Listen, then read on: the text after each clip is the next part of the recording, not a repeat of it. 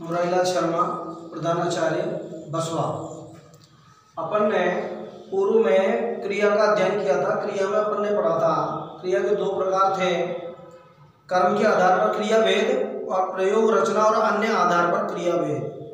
तो अपन ने कर्म के आधार पर जो क्रिया भेद पढ़े थे उसमें पहला पॉइंट था अपना अकर्मक क्रिया, जिसे अपन क्लियर कर चुके हैं। आज हम पढ़ेंगे सकर्मक क्रिया। सकर्मक क्रिया क्या होती है? मैंने पूर्व में भी आपको बताया था कि यथा नाम तथा गुण। जिस प्रकार से सकर्मक यानी कर्म साथ, जिस क्रिया के साथ उसका कर्म होता है वह क्रिया सकर्मक क्रिया कहलाती है। जैसे राम पुस्तक पढ़ता है, इसमें राम हमारे सामने आया, ये करता है, जो वो कार्य करने वाला है। क्या किया उसने? कौन सा कार्य किया? पढ़ने का कार्य किया, तो वो उसकी क्रिया कहलाती है। किस चीज को पढ़ रहा है? वो पुस्तक को पढ़ रहा है, तो ये इसका कर्म है। तो सकर्मक क्रिया को समझने के लिए हमको ध्यान आना चाहिए कि जिस क्रिया के साथ उसका कर्म रहता है वो क्रिया सकर्मक क्रिया कहलाती है। तो ये बात हमको क्लियर करने के बाद में अब हमारे सामने विषय आता है कि सकर्मक क्रिया के भेद। सकर्मक क्रिया कितने प्रकार की होती है? तो सकर्मक क्रिया के भी तीन भेद बताए गए हैं। एक होती है पूर्ण सकर्मक क्रिया, एक कर्मक क्रिया,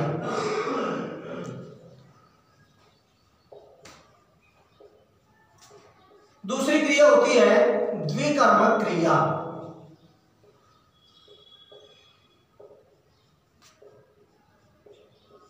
और जो तीसरी क्रिया है वो हमारी होती है अपूर्ण सकर्मक क्रिया।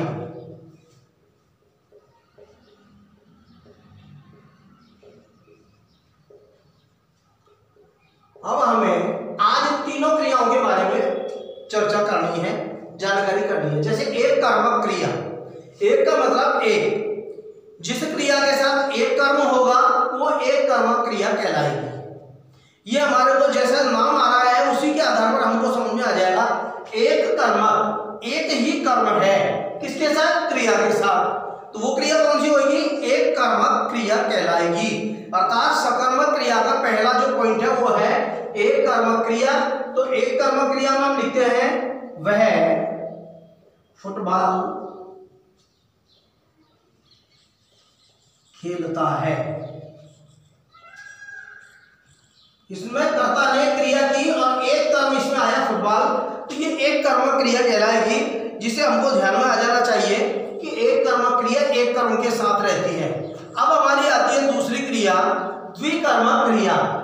इसमें भी वही नाम की बात है, द्वि का मतलब दो। जहां एक वाक्य में दो क्रियाएं एक साथ काम करेंगी वो क्रिया कहलाती है, जहां एक वाक्य के अंदर दो कर्म प्रयुक्त होंगे, तो जहां दो कर्म प्रयुक्त होंगे वो द्विकर्मक क्रिया कहलाएगी। दो कर्म साथ लेकर चलने वाली क्रिया है वो द्विकर्मक क्रिया कहलाती है। जैसे शीला में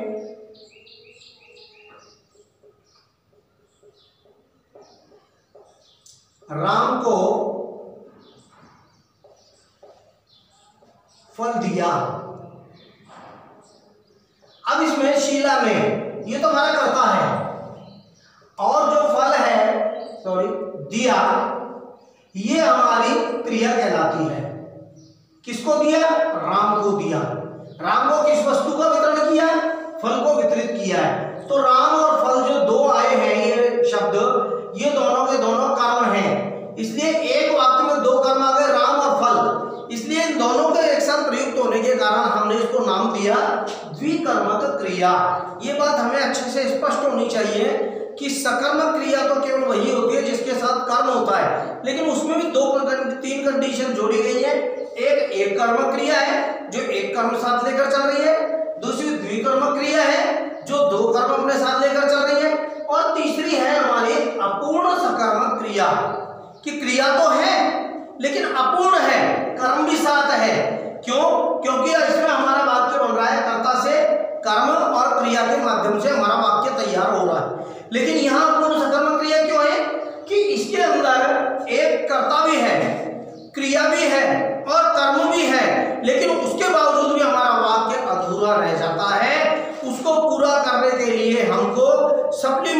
वर्ड्स अर्थात पूरक शब्दों की आवश्यकता पड़ती है जो कि उस वाक्य को पूरा करेंगे। तो उस सप्लीमेंट्री वर्ड्स को लगाने के लिए जब हम उसको तैयार करेंगे वाक्य को, तो उसके बाद जो वाक्य तैयार होगा वो कहलाएगा अपूर्ण सकर्मक क्रिया। कि इसमें कर्म तो है, कर्म हमारे सामने भी है, करने वाला भी साथ है, क्रिया भी हो रही है, लेकिन वाक्य पूरा नहीं हो रहा। उसे यदि पूरा करना है तो उसे पूरा करने के लिए हमको जो सप्लीमेंट्री वर्ड लेना पड़ेगा, जो पूरक शब्द लेना पड़ेगा, उसके बाद वो वाक्य की पूर्ति होती है। अर्थात कर्म से, क्रिया से और कर्ता से भी वाक्य पूरा न हो करके जो उसके साथ अलग से अतिरिक्त शब्द जोड़ा गया है, उसके माध्यम से जब हम वाक्य को पूरा करेंगे तो वो कहलाती है अपूर्ण सकर्मक क्रिया। जैसे इसके लिए कहा है कि हरि किशन को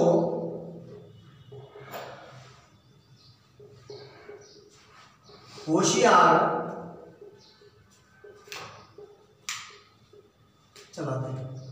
समझता है। अब ये हमको ध्यान आना चाहिए, हरि हमारा कर्ता है, समझना हमारी क्रिया है।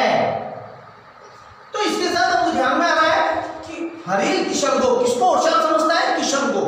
अब कौन शब्द जब आया है, मैंने आपको पूर्व में भी बताया, समझाया कि अगर हम व्याकरण जब पढ़ रहे हैं तो व्याकरण को पढ़ते समय ध्यान आना चाहिए, व्याकरण के हर पहलू को साथ लेकर चलना पड़ेगा।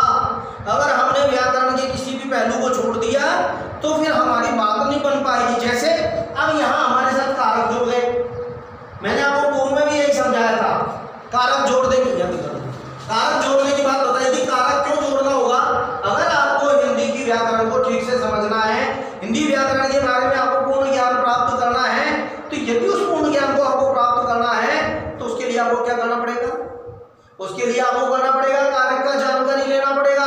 कारक की जानकारी जब तक नहीं है आपको समझ में नहीं आएगा। जैसे कर्ता ने, काम को करने वाला करता है जिसका विभक्ति चिन्ह है ने, जो कार्य का करता है।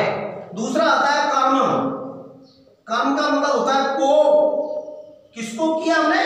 कर्म को। तो कर्म हमारा क्रिया का अभिन्न अंग हो गया। तो हरि किशन को, अब यहाँ आया किशन को, इसके आधार पर हम ये समझ सकते हैं ये जो किशन आया है ये इसको वाक्य का और इस क्रिया का कर्म है, लेकिन हरि किशन को समझता है। अब अगर मान लीजिए हम समझ इसको होशियार को गौण कर देते हैं, हमारा वाक्य रह गया हरि किशन को समझता है। क्या समझता है? कोई जानकारी नहीं मिल रही, वाक्य हमारा अपूर्ण रह रहा है। इस वाक्य को पूर्ण करने के लिए हमने एक सप्लीमेंट्री वर्ड लिया जो पूरक शब्द कहलाया, और वो है होशियार। इसकी जगह हो सकता है चतुर भी हो सकता है, उसको पागल भी समझ सकता है, उसको ज्यादा बुद्धिमान भी समझ सकता है। तो ये जो होशियार शब्द है ये इसका, और जो पूरक शब्द होना चाहिए वो पूरक शब्द की संज्ञा इसको दी गई है, और पूरक शब्द की संज्ञा देने के कारण, और यह हमारा अपूर्ण सकर्मक क्रिया है। कर्म होते हुए भी हमारा वाक्य पूर्ण सकर्मक वाक्य नहीं बन पाया, पूर्ण सकर्मक क्रिया नहीं बन पाई। क्यों नहीं बन पाई? कि इसके साथ जिसकी मजबूरी जुड़ गई। ये साहब ये जो किशन आया है ये तो इसका कर्म है, करता है, क्रिया है, लेकिन होशियार शब्द जो आया है ये होशियार शब्द एक पूर्वक शब्द आ गया, सप्लीमेंट्री वर्ड आ गया। इसके अभाव में हमारा वाक्य पूर्ण नहीं हो रहा। तो पूर्ण नहीं हो रहा तो क्या रह गया? अपूर्ण रह गया। अपूर्ण सकर्मक क्रिया इसके साथ हमारी जुड़ गई। इस प्रकार से मैंने आपको कर्म के आधार पर क्रिया के दो भेद बता दिए। अब हमारा आता है दूसरा पॉइंट। अब अपन दूसरे पॉइंट के ऊपर रहेंगे। हमारा जो दूसरा बिंदु है आज हमको उसके बारे में जानकारी रहे। जैसे हमारे दूसरा प्रकार था प्रयोग, रचना तथा अन्य आधार पर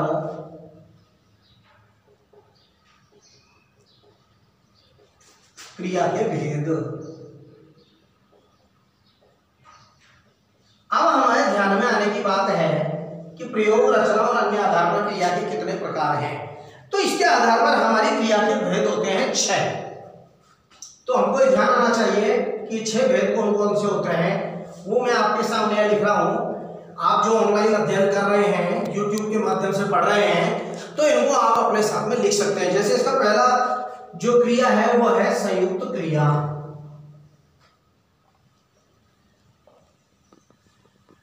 प्रयोग रचना के आधार पर पहली क्रिया हमारी कहलाएगी संयुक्त क्रिया, दूसरी क्रिया हमारी कहलाएगी नाम धातु क्रिया।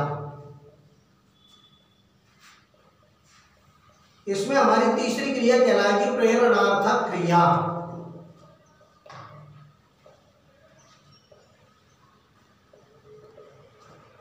इसमें हमारी चौथी क्रिया कहलाएगी पूर्वकालिक क्रिया।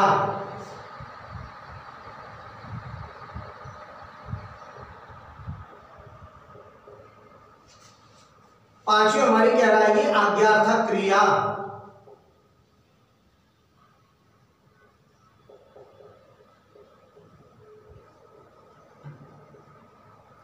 और अंतिम क्रिया जो हमारी है वो कहलाएगी सजातीय क्रिया।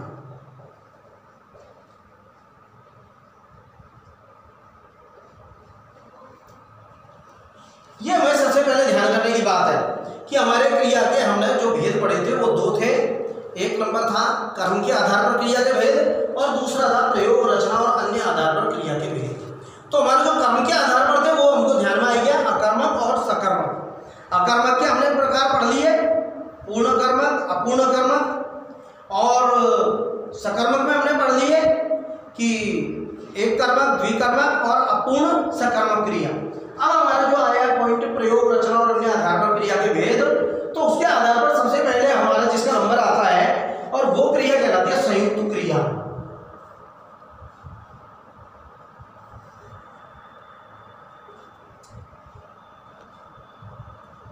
संयुक्त क्रिया जैसा हमने नाम है उसी प्रकार का इसका काम है। जैसे हम पढ़ते हैं एकल और संयुक्त, एकल में एक होता है, संयुक्त में एक से अधिक होता है। तो जिस क्रिया के अंदर दो या दो से अधिक क्रियाओं का समावेश होता है, जिस क्रिया के अंदर, जिस वाक्य के अंदर दो या दो से अधिक क्रियाओं का समावेश होता है, वह क्रिया संयुक्त क्रिया कहलाती है, ज्वाइंट वर्ब कहलाती है। इस ज्वाइंट वर्ब के अंदर जैसे इसका एक उदाहरण आया कि उसने